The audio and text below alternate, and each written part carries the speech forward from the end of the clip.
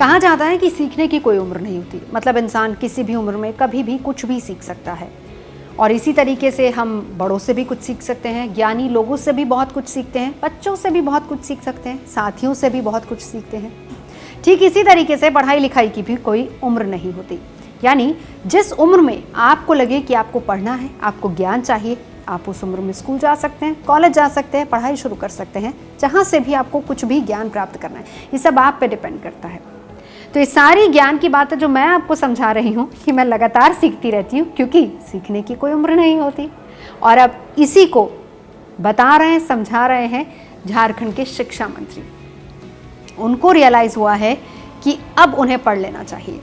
वैसे आपको बता दें कि झारखंड के शिक्षा मंत्री जिस दौरान सरकार बनी थी वो शपथ लेने के लिए गए थे, और शिक्षा मंत्री के तौर पर जब उन्होंने शपथ ली थी तब बहुत सारे विपक्षी लोगों ने और बहुत दूसरे लोगों ने भी उनका मजाक उड़ाया था। कहा यह था कि कहने को शिक्षा मंत्री हैं, लेकिन देखिए खुद की शिक्षा कितनी है, सिर्फ 10वीं उन्होंने की है।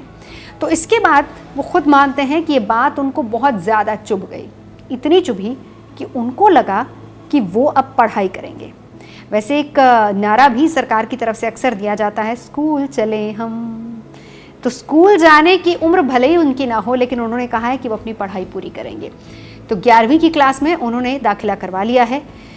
किसान परिवार से आते हैं, शिक्षा मंत्रालय भी संभालते हैं, बोझ काफ़ी ज़्यादा है कंधों पर, लेकिन उन्होंने कहा कि वो सारा बोझ हैंडल करने को तैयार हैं, लेकिन अपनी पढ़ाई पूरी करके ही रहेंगे।